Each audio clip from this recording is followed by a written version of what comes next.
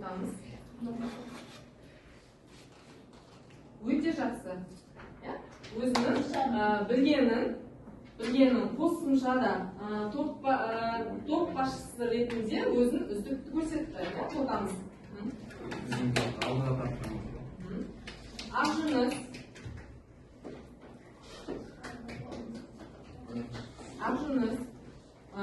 өте белсенді. Өзін көрсетті бүгін. Өте жақсы. Мирас бүгін пассивный болып отыр. Ешқандай сұраққа жауап бермеді. Аслан бір сұраққа жауап берді. Аслан. Екі сұраққа жауап. Аслан. Жақсы дейміз. Диана бір сұраққа жауап берді. Жақсы. Келесі бағдаршам тобы Абылайхан.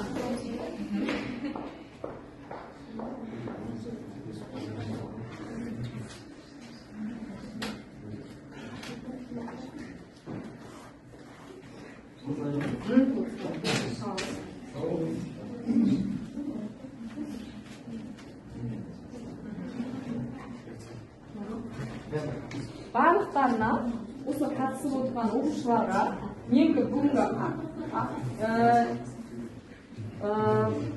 жақсы активный қатысып отырған балдарға сендерге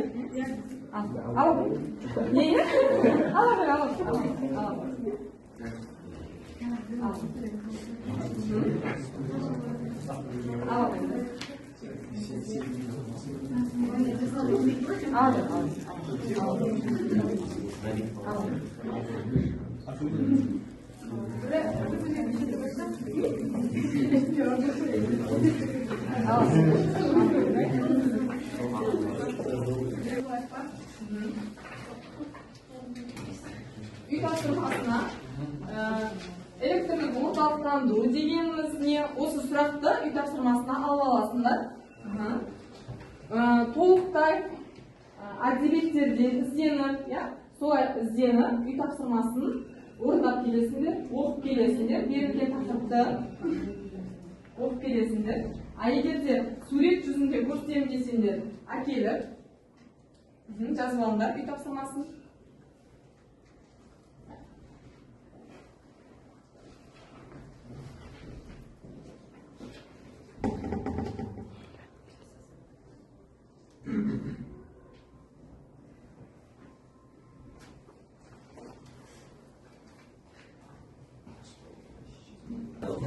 Барлықтарына жақсы қатысып отқандарына, білгендерді қоса айтып отқандарына, сұрақтарға толық жауап беріп отқандарына, барлықтарына рахмет. Келесі сабағымыз бұдан да жақсы деңгейде өткіземіз, жақсы деңгейде өткіземіз. Барымыз енді уақыттың тапшылығына қарай, тез дайындалуымызға қарай болып қалды. Яғни келесі жолы бұдан да ауқымды тақырыпта, бұдан да жақсы дайындалып келеміз. Қатысқандарыңызға рахмет.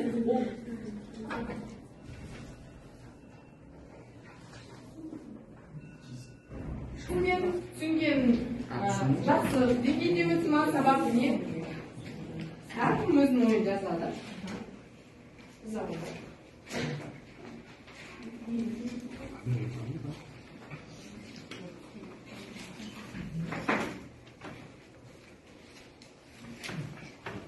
Өздерінің ойларын жазасыңдар.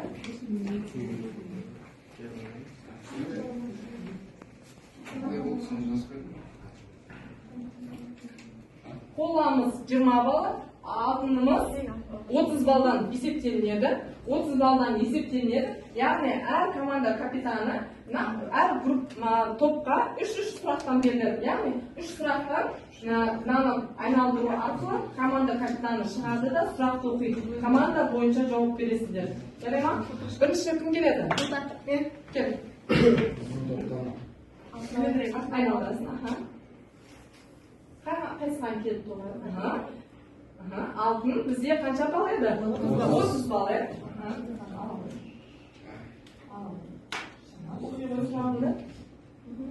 Диспетчерлік орталықтандыру қандай жүйелер кіреді? Диспетчерлік орталықтандыру командамен ақылдасқанда болады. Командамен келесі бағдаршамға келеді.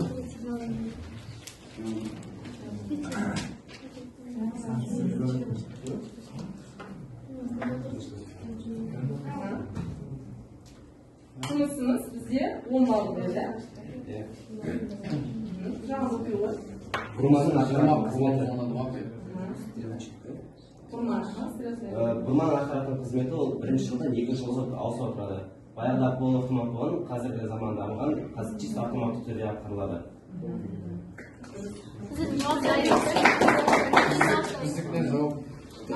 Cevap verin bak. Диспетчерлік орталықтандыру қандай жүйелер кіреді? Теле басқару және телесигналдау. Яғни телебасқару, телесигнализация дейміз. Яғни біздің осы қалың өтіп жатқан станцияларды сыздық, минимитровкада сызып, соның барлығы не арқылы жетеледі. Яғни ол жерде светофорымызды орналасуы, конденсатор, резисторларымызды өтеміз, оның барлығы бір-бірімен схеманы жинау деген телебасқару, телесигнализация, яғни барлық құрылғыларды біз жалпы станция сұлтық бейнесін көрміз. Оның ішкі арғы бетінде бір светофордың үстінің жану үшін қанша элементтер жұмыс жасайды, мысалы, соның барлығын телебасқару, телесигнализация дейміз. Келесі, датчик келе ғой.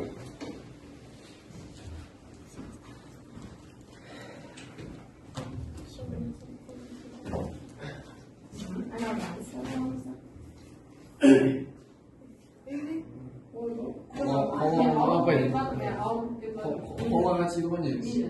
Жоқ, алтынға тиді.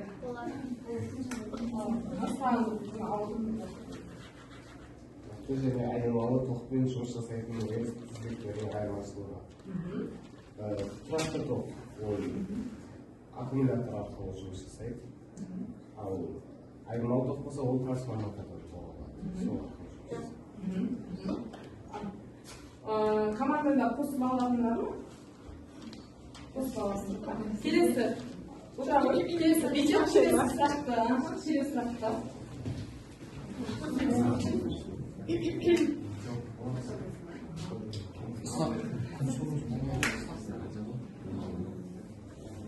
Тұрақты және айнымалы токпен жұмыс істейтін релелер атайды. Тұрақты токпен айнымалы жұмыс тұрақты токпен айнымалы токпен жұмыс істейтін релелер ол апаттық релелер, транзистор және импульстік релелер. Оларға ДСШ, ЭК-12.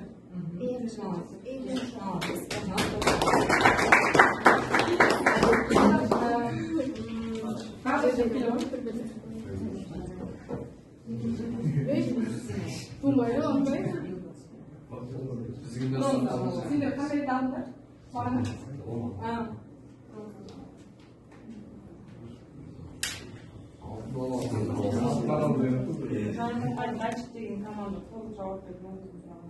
Bir sarı және bir жасыл оттар нені білдіреді дейді. Bir sarı және bir жасыл оттар нені білдіреді? Маған ақылдасыңдар. Келесі датчик болды, келе ғой.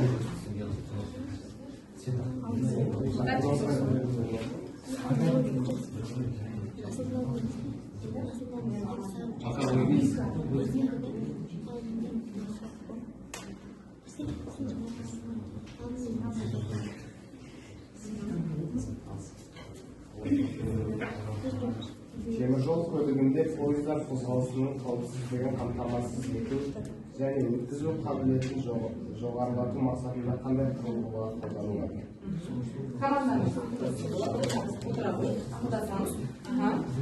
Бірге жауап береміз. Тек қана арнау емес, командадан басқа мүшелерге жауап берсе болады, иә? Жаңағы алған сұрақтарына жауап бердіңдер ме? Келесісіне келе ғой. Алтын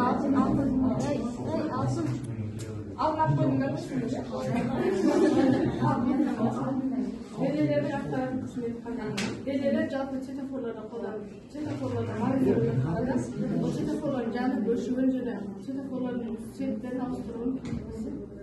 Релелер олар айнымалы және тұрақты ток арқылы жұмыс істейді. Қандай кластарға бөлінеді? Бірінші және екінші кластарға бөлінеді. Бірінші кластарға тұрақты токтар және айнымалы токтар жатады. Екінші кластарға тоже айнымалы токтар жатады. Birinchi klassdagi inch, ayinch, ularda da ikkinchi klassda ya'ni Transistor және transmitter. impulslar beriladi. Kelesi bosqichda бір сары және бір жасыл оттар нені білдіреді? Бір сары дегеніміз ол алдағы жолда бір блокты жол ашық, ал бір жасыл дегеніміз ол алдымызда екі блок учаскесі ашық деген мағынада.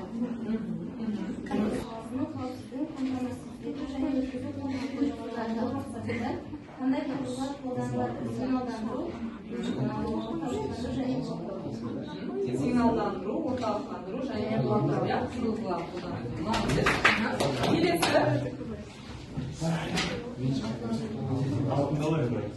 Айландысына керек. Алтын алсын апай. Бізге алтын алып жүр. Болды, ана Алтын болды, сол түсінді ғой. Ойын әңгіме болсын да. Трансформаторлардың түрлері және атқаратын қызметі қандай? Трансформатордың атқаратын жұмысы ол айнымалы токқа келеді. Ток алады да. Оның қызметі көп қой. Тоқтар осы болды. Қайтсын ба? Дұрыс та. Трансформатор ол аккумулятордан алады тоқты. Айнымалы ол трансформатордан алады. яғни қандай құрылғы тоқтатады трансформатор? Қасында қандай құрылғы болуы мүмкін бұл жерде? Сол генератордан үш мақсатта алып шығасында болады ғой. Қалай ақылдасаңыз тобымен? Келесі бізге Айланды жүрсе.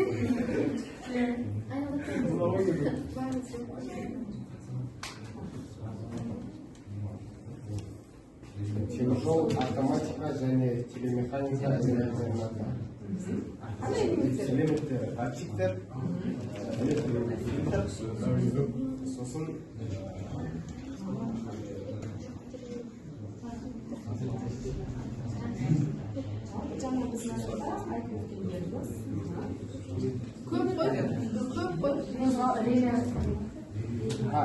реле қозғалтқыштары.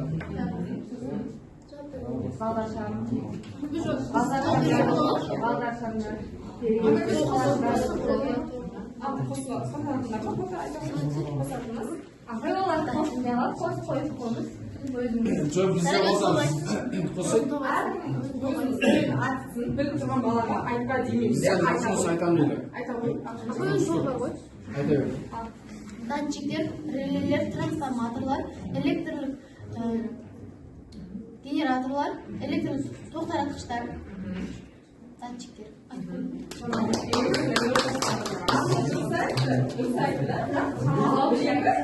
Ал бөліп солай апай. Болсып ал бөліп солай Her komandada yine de 30, 10, 20, значит 60 бала. Ya, қандай командада? Біреу бір сұраққа жауап береміз. Соңғы сұрағымыз. Сұрағын оқып қой. Трансформаторның қызметі ол редеге жүз ток жіберіп отырады. И датчиктерге сол екен, датчикқа ана вагондар еліне қарады ғой, салмағын, скоростын ше. И ол трансформаторны тоға тұрады, сол арқылы информация беріп отырады. Яғни ток көзін беріп отырады, датчиктерге, белгілерге, яғни не бар тағы да? Тұрмалар болсын, я? Ресурстер бойындағы белгілер. Осы балалар бар ма? Ашыңыз. Болды. Молодец. Тоқ жүйелерін түрлендіріп және ол басқа жүйелерді таратқаны үшін. Дұрыс. Яғни қасындағы абылайларда, яғни 10-40 бал екен. Абылайларда 40 бал, 80. Датчиктерімізде 80 бал. Молодец. Біз ол жауап беріп тұрмыз. Тоқ жауап бермейміз. Біріміз екі тоқ қолын кестік қой. Мектеп болуына 10 балды қоссақ болады. Жаңа толықтырғанына 10 балды қосамыз. Енді балдарды ширату сәті дейміз. Ширату сәтінде вартерін енді жаңа өткен сабақтарды үй тапсырмасын орындадыңдар. Енді жаңа тақырып өттік, ширату сәтіне бір-бірімізбен ойын ойнаймыз. Яғни Сендерге заик тастаймын. Осы қайсы түседі, соны командаларына. Мысалы, тілек айту болса, басқа датчик, бағдаршам командаларына тілек айтасыңдар. Біз тастаймыз ба, өзіңіз бе? Өзін тастаймын. Мақтау. Яғни, капитал команда тұра ғой. Мақтау. Әр топтың балдарын мақтасында болады. Топты мақтасында болады. Сен өзің бұл группаластарын, әрқайсының характеристикасын білесің, кімнің қандай жақсы қасиеттері бар. Бұл бағдаршам тобында абылай жақсы атсалысып отыр. Сұрақтар міне дұрыс жауап беріп отыр, білмеген жерде біз көмектесіп отырмыз. Бұл жерде топ отырмыз. Жақсы түсініп отыр. Күшті. Дайыншық тобында жақсы атсалысып отырған Фатима мен кім? Анвар.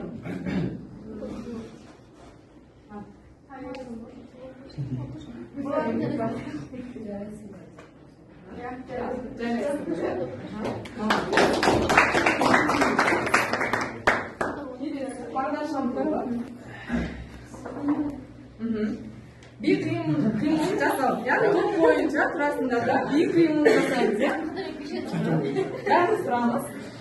Серіктеу сәті, сендерге ойын күлкі сыйлау, постоянно сабақта, отырған ештеңе болмау. Ал. Музыка қойып бермесін, былай береміз. Серіктеу сәті, яғни қимыл жасаймыз, қимыл жасаймыз.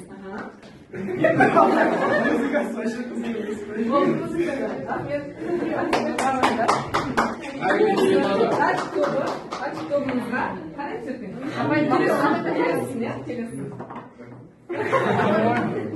Ал, тілек айту. Ал, бәріміз тұрамыз, бесеумізде тұрамыз да, тілек айтамыз. Екі ауыз сөзде тілек айтамыз, жалпы оқушыларға, курстастарына тілек айтамыз, айта болды. Мен мұғалімдер айтайын.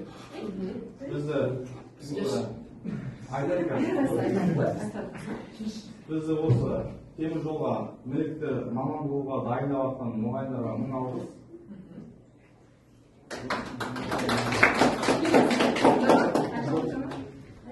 Бүгінгі оқушыларға сабақ үстінде атсалысып отырғанға рахмет етемін. Сабақ күшті өтті.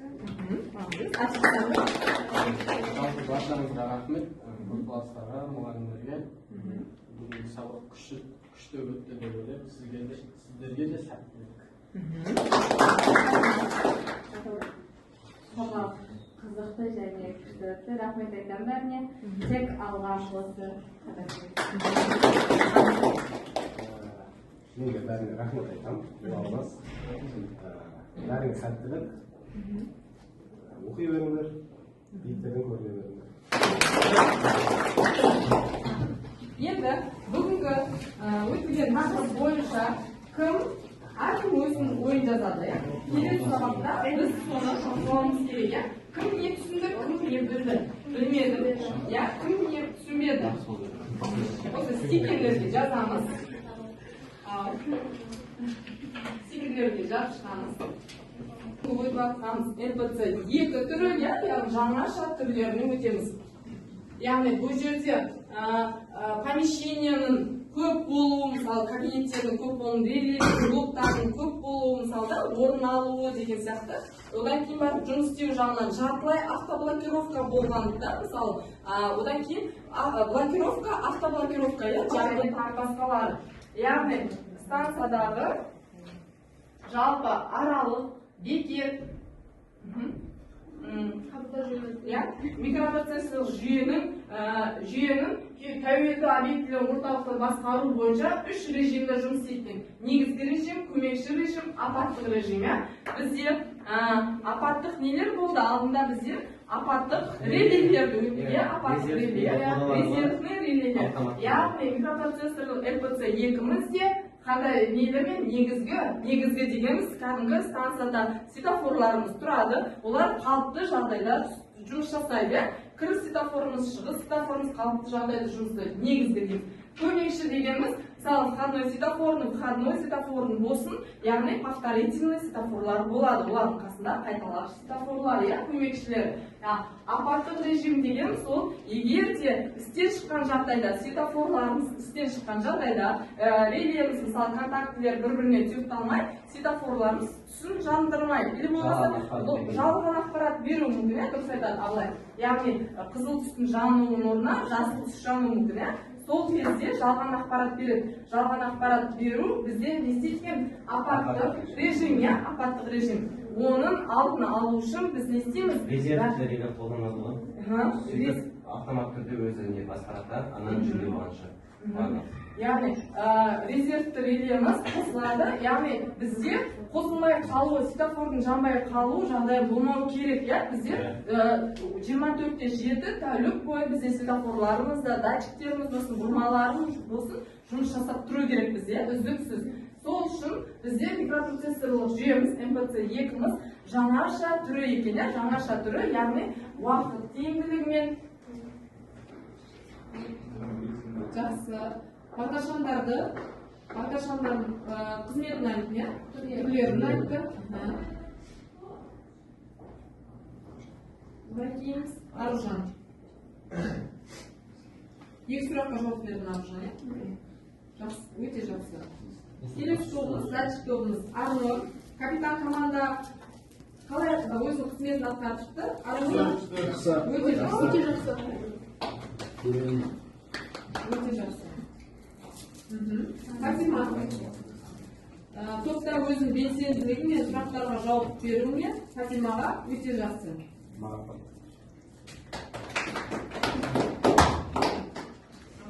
Өте жақсы. Александр, бір сұраққа жауап беруіне?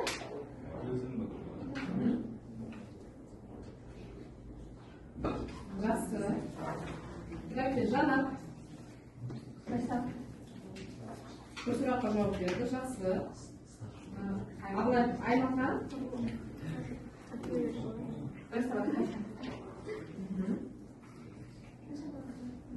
Жақсы. Яғни бізде бұл жерде тек қана топтан жауап бере алмай ғана бір ғана студентіміз бар екен. Ол сабақ барысында жақсы оқиды. Бүгін еді. Бірақ жалпылама жақсы, бәріктерін, білім деңгейлерін, сабақты түсінулерін, жақсы.